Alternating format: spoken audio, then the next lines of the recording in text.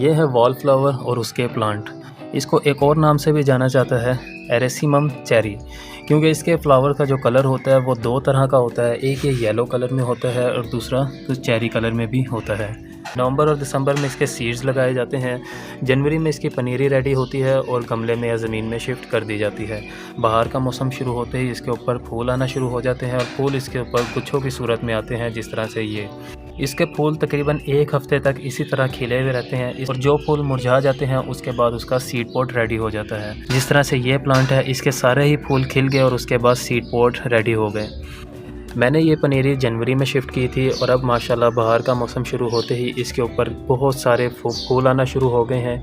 इस प्लांट की जो हाइट है तकरीबन 3 से 4 फुट तक जाती है, ज़्यादा हाइट इसकी नहीं रहती और ये सीज़नल प्लांट है, मतलब ये सिर्फ विंटर सीज़न में और बाहर के मौसम तक ही चलता है। जिस तरह से गर्मी ज़्यादा बढ़ती जाएगी इसके पत्तों के ऊपर बर्निंग आना शुरू हो जाएगी और फिर आहिस्ता आहिस्ता ये प्लांट मरना शुरू हो जाएगा। जुलाई तक ये बिल्कुल सूख जाता है। मार्च तक इसके ऊपर इसी तरह फ्लावर्स आते रहते हैं। अप्रैल मई में इसके सीड पॉट रेडी होते हैं और जुलाई तक ये प्लांट बिल्कुल ख़त्म हो जाते हैं। इस प्लांट को बहुत इजीली हम सीड से ग्रो कर सकते हैं। इसके सीड्स को सॉफ्ट मीडिया के अंदर लगाया जाता है, डायरेक्ट बालू मिट्टी के अंदर नहीं लगाया जाता। इसकी पनीरी भी बहुत आसानी से किसी भी लोकल नर्सरी से मिल जाती है। लोकल नर्सरी में इसको ड्रैनकोलस के नाम से भी जाना जाता है, लेकिन जो इसका असल नेम है वो वॉल फ्लावर या फिर एरेसिमम चेरी ही है। इसमें 6 से 7 कलर की वैरायटीज़ होती हैं। कुछ येलो कलर में होती है, कुछ रेड कलर में होती है, कुछ चेरी कलर में होती है, कुछ ब्लू, कुछ वाइट कलर में। लेकिन मेरे पास जो ये वैरायटी है ये 2 तरह की है, जो येलो कलर की है और चेरी कलर की है।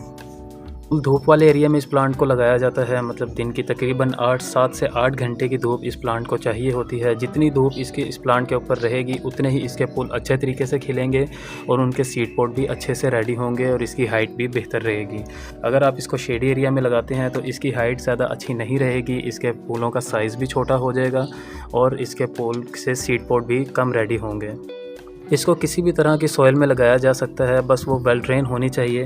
अगर ज़मीन में लगा रहे हैं तो आपको थोड़ी सी रेत वगैरह मिक्स कर लेनी चाहिए, उससे इनमें पानी ज़्यादा देर तक खड़ा नहीं रहेगा, क्योंकि इस प्लांट को बहुत ज़्यादा पानी की और खाद की बिल्कुल भी ज़रूरत नहीं होती। तो खाद की बिल्कुल भी ज़रूरत नहीं होती। अगर आप इसको बस नॉर्मली धूप वाले एरिया में लगाएं और पानी देते रहें तो ये बहुत अच्छे से ग्रो करता रहता है। और आप इसके जब सीड पॉट रेडी हो जाते हैं तो इसको अगले साल के लिए, अगले सीज़न के लिए बहुत इजीली इसी तरह स्टोर करके रख सकते हैं और सीज़न आने पर इन्हीं सीड्स को हम ग्रो भी कर सकते हैं। के फूलों में से कोई भी खुशबू तो नहीं आती, लेकिन अगर ये ज़्यादा क्वांटिटी में ज़मीन में ग्राउंड को कवर करने के लिए लगाया हो तो बहुत सारे फूल जब एक साथ खिलते हैं तो वो बहुत ही अच्छा व्यू देते हैं। और गुच्छों की सूरत में इसके ऊपर फूल लगते हैं और एक पौधे पे फूल जो है वो तकरीबन 1 महीने तक इसी तरह लगते ही रहते हैं, क्योंकि नीचे वाली साइड पर जब फूल खिलता है वो सीड पॉट में रेडी हो जाता है, फिर उससे ऊपर वाले फूल खिलना शुरू हो जाते हैं। फिर इस तरह से जैसे ये आहिस्ता आहिस्ता बर्ड्स रेडी हो रहे हैं, जब नीचे वाले फूल मुरझा जाएंगे तो ऊपर वाले रेडी हो जाते हैं। इसी तरह पूरा 1 महीने तक इसके ऊपर इस तरह से फ्लावरिंग होती रहती है। इसके फूलों पे 4 पेटल्स होते हैं, कुछ ये येलो ही रहते हैं और कुछ का कलर चेंज हो जाता है। कुछ पेटल्स येलो कलर में होते हैं और कुछ इस तरह से वेरिएशन में होते हैं, जिस तरह से चेरी कलर और येलो कलर मिक्स हो जाता है। तो ये बहुत ही खूबसूरत लगते हैं, लगे हुए बहुत प्यारे लगते हैं, बेशक गमले में लगे हों या ज़मीन में लगे हुए हों।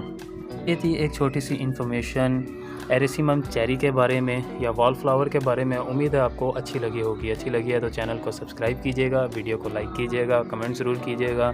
मिलते हैं नेक्स्ट वीडियो में एक नए टॉपिक के साथ। जब तक के लिए अल्लाह हाफिज़।